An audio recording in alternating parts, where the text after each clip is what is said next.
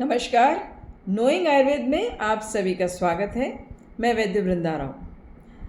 देखिए, कार्तिक महीना शुरू हो चुका है, प्री विंटर्स, और इसी के साथ नए नए फल, नए अनाज और नई सब्जियों का आगमन हो चुका है। इसी में एक जो बहुत महत्वपूर्ण फल है उसके बारे में आज हम जानकारी लेंगे, और वो है आंवला। जी हाँ, आंवले का सब पूजन करते हैं, लेकिन ये गुणों से भरपूर लाभकारी, एक औषधीय गुणों से जो भरपूर ये जो फल है, इसको आयुर्वेद ने रसायन माना है। इसका एक जो पर्यायवाची शब्द है उसे धात्री कहा गया है, यानी धाय माता के जैसे हम सभी की स्वास्थ्य की रक्षा करने वाला ये जो फल है, इसका एक पर्यायवाची नाम धात्री बताया गया है। बोटानिकल नेम इसका एम्लिका ऑफिसिनालिस है। और एक इसका जो सूत्र है जो सभी आयुर्वेद के लोग इसको इस रूप में जानते हैं, और इसके लिए कहा है कि आमल की वय स्थापना नाम, यानी आंवला जो है वो वय की स्थापना, यानी कि आपकी आयु को स्टेबल कर देता है, यानी आपको आपकी आयु को स्थिर कर देता है, आपको युवा रखता है। इस संदर्भ में इसे एक बहुत ही गुणकारी और लाभकारी द्रव्य बताया गया है। तो वैसे इसको इंग्लिश में इंडियन घूसबेरी कहते हैं, लेकिन और हम इसको जिस रूप में जानते हैं सामान्य लोग, वो है कि full of vitamin C, a powerful antioxidant. लेकिन इसके जो गुण हैं ना, वो सिर्फ इस यहाँ तक सीमित नहीं है, इन दो चीज़ों तक। इसका हर एक ऑर्गन सिस्टम पर इसका जो इम्पैक्ट है, आइए उसके बारे में जानते हैं। आंवला शीतवीर्य यानी ठंडे तासीर का फल है, और इसका जो रस है वो कषाय और अम्ल है। जब ये शुरुआत में जब नया फल आता है तो फिर ये थोड़ा कड़वा और कसेला जो कड़वे की तरफ जाता है, ज़्यादा कसेला होता है। लेकिन आंवला नवमी के बाद में ऑफिशियली इसको खाने की शुरुआत कर देनी चाहिए, इसीलिए इसका पूजन होता है, और इसीलिए इसके बाद में इसको ग्रहण करना शुरू करना चाहिए। जब तक ये फ्रेश अवेलेबल है तब तक आप इसको फ्रेश कंज्यूम करिए, और जब ये जाने की सीज़न में आ जाता है, जाने का हो जाता है, तब हम इसको दूसरे फॉर्म में, यानी आंवले को मुरब्बे के फॉर्म में, आंवला कैंडी के फॉर्म में, आंवला सुपारी के फॉर्म में, या इसका चूर्ण बनाकर हम इसको प्रिजर्व कर लेते हैं, ताकि जब ये सीज़न में ना मिले, ऑफ सीज़न में हम इसका उपयोग कर सकें। तो अभी जब ये अवेलेबल हो रहा है ताज़ा, तब इसको हमें फ्रेश ही उपयोग करना चाहिए।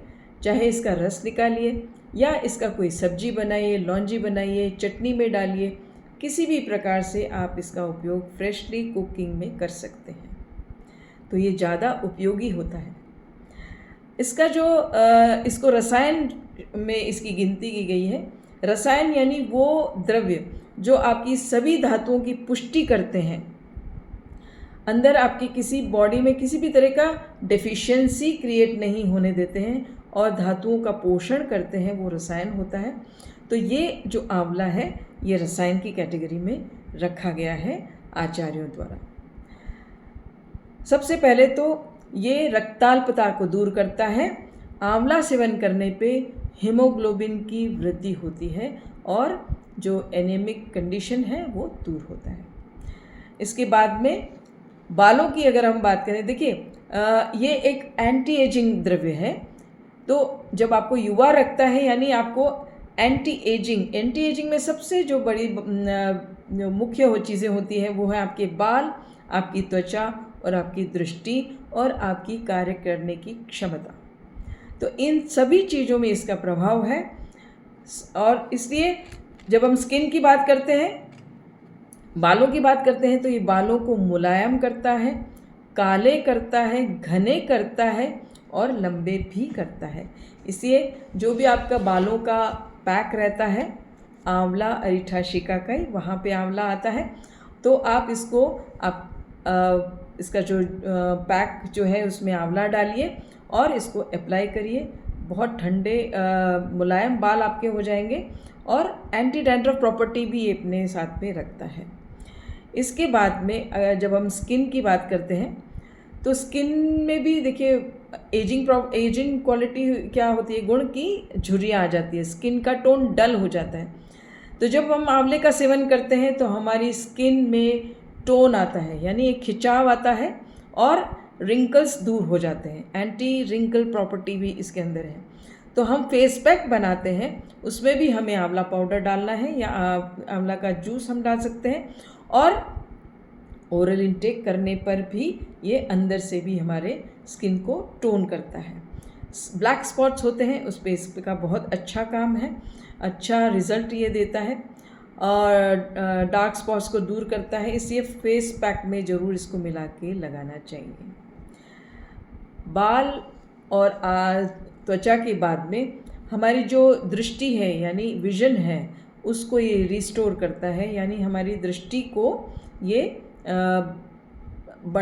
जो कम नहीं होने देता है, जो कि एक एजिंग फैक्टर है कि हमें या तो दूर की चीज़ें क्लियर नहीं होगी, जैसे एज बढ़ती है तो हमें पढ़ने में दिक्कत आती है, बारीक अक्षर पढ़ने में दिक्कत आती है, सुई पिरोने में दिक्कत आती है। तो यहाँ पर जो हमारे जो विजन है उसको ये रिस्टोर करता है, रीगेन करता है, यानी ठीक करता है। इसके बाद में स्थौल्य यानी ओबेसिटी की जब हम बात करते हैं तो आंवला का चूर्ण लेने से या आंवले का सेवन करने से हमारा जो एक्स्ट्रा फैट है वो डिज़ोल्व होता है और ये वेट लॉस और एंटी ओबेसिटी के रूप में भी ये काम करता है और हमारे जो शरीर को सुडौल और सुगठित करता है। इसके बाद में ये जो हमारा एक बहुत महत्वपूर्ण ड्रग है त्रिफला, उसका भाई एक वन ऑफ द कंटेंट है त्रिफला का हरडे बहेड़ा आंवला। तो ये जो त्रिफला है और आंवला उसमें से एक है, ये पेट साफ करने के लिए यानी आपकी आंतों में जमा जो भी गंदगी है, मल है, उसको दूर करने में आपको सहायक होता है और आपका पेट को ये डिटॉक्स करता है। इसके साथ में शीत वीर्य गुण होने से ये अम्ल पित्त यानी एसिडिटी, पेप्टिक अल्सर में भी बहुत ही अच्छा काम करता है। इसका प्रयोग मिश्री के साथ में या घी के साथ में करने पे ये एसिडिटी और पेप्टिक अल्सर में बहुत अच्छे रिजल्ट देता है। इसके बाद में ब्लीडिंग डिसऑर्डर्स जितने हैं, यानी एक्सेसिव ब्लीडिंग, वेजाइनल ब्लीडिंग है या आपको एनोरेक्टल ब्लीडिंग है, पाइल्स ब्लीडिंग पाइल्स है या एपिटैक्सिस है यानी नक्सीर है, इन तीनों कंडीशन में आंवले का बहुत ही अच्छा रोल है। तो ब्लीडिंग डिसऑर्डर्स में भी ये बहुत अच्छा काम करता है। इसके बाद में कहीं भी पेट में एसिडिटी के साथ में जलन है, जलन में भी ये काम करता है शीत वीर्य होने से। इसके बाद लिपिड्स यानी कोलेस्ट्रॉल्स और ट्राइग्लिसराइड्स जो है उसको भी ये कम करता है। ट्राइग्लिसराइड्स और बैड कोलेस्ट्रॉल को आंवले का सेवन करने से कम करता है और हमारे जो हार्ट हेल्थ है उसको भी अच्छा करता है, हार्ट की मसल्स को स्ट्रेंथ देता है। इसके बाद में डायबिटीज़ की जहाँ तक बात है तो आंवले का सेवन करने से जो इंसुलिन सिक्रेशन है उसको ये कंट्रोल करता है और ग्लूकोज के जो स्पाइक्स होते हैं, ग्लूकोज के स्पाइक्स, उनको ये कंट्रोल करता है। तो इस तरह से दोनों ही कंडीशन में अगर इसके साथ में हल्दी और मिला लिया जाए तो ये दोनों मिलके एक एंटी डायबिटिक रोल अदा करते हैं। तो और भी बहुत से इसमें गुण हैं जिसकी वजह से इसको रसायन कहा गया है और गुणों की खान कहा गया है। इसका जितना वर्णन करें उतना कम है।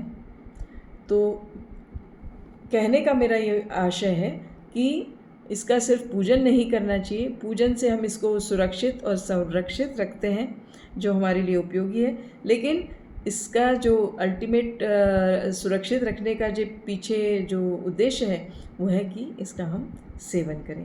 अभी ताज़ा ताज़ा मिल रहा है, मिलना शुरू हो गया है, तो इसका निश्चित रूप से सेवन करिए और ये सभी जो लाभ मैंने आपको बताए उसको, उन सभी लाभों से आप लाभान्वित होंगे इसका सेवन करने पर। नमस्कार।